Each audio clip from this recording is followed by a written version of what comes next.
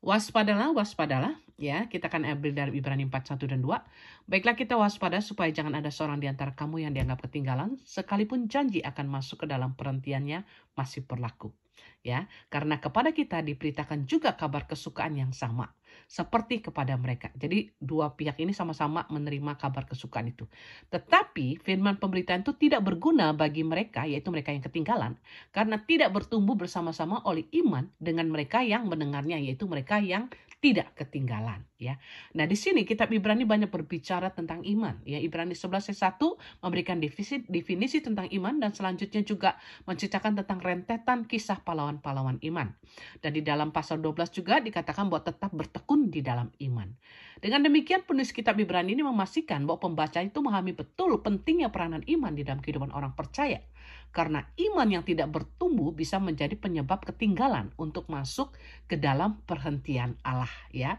Ya, kita sudah baca tadi bagaimana kalimat ini dimunculkan oleh penulis kitab Ibrani dengan mengambil contoh kemalangan yang dialami oleh angkatan yang dibinasakan Allah di padang gurun, yaitu angkatan yang dibawa keluar dari bangsa Mesir untuk masuk ke tanah perjanjian Allah, ya. Karena kalau kita lihat di dalam Ibrani 3 itu bercerita tentang bagaimana orang-orang yang dibawa keluar itu dibinasakan oleh di padang gurun karena ketidakpercayaan mereka.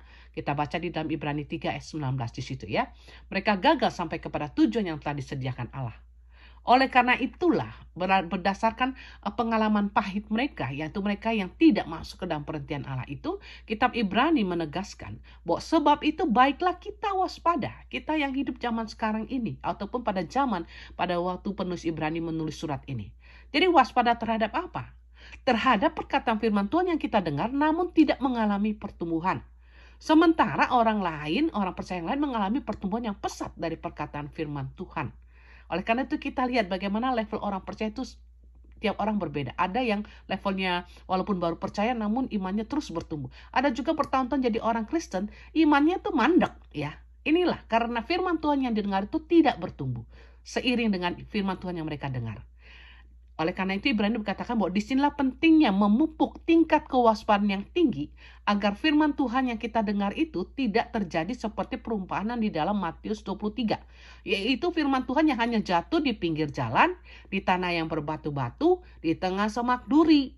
Ya, tapi juga dikatakan bahwa firman Tuhan itu bisa juga jatuh di tanah hati yang subur, yang kemudian berbuah 100 kali lipat, ada yang 60 kali lipat, ada yang 30 kali lipat. Dalam Matius 13 ayat 23. Jadi tergantung daripada tingkat kesuburan tanah hati kita. Menurut saya ketika kategori ini yaitu 100 kali lipat, 60 kali lipat, ataupun 3 kali lipat itu bukan berarti Tuhan itu memberikan 3 pilihan pertumbuhan iman kepada kita. Tetapi lebih menunjukkan kepada level pertumbuhan iman kita. Dari 30% ya bertumbuh terus dong jadi 60%.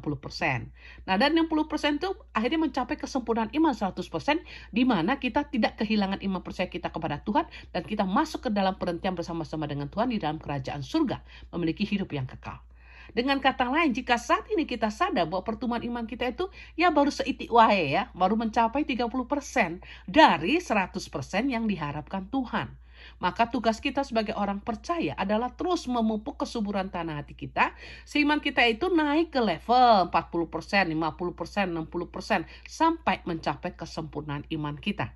Karena kita lihat dalam Ibrani 12 ayat 2, dikatakan, marilah kita melakukannya dengan mata yang tertuju kepada Yesus, yang memimpin kita dalam iman dan yang membawa iman kita itu kepada kesempurnaan, yaitu tinggal bersama-sama dengan Allah di dalam kerajaan surga.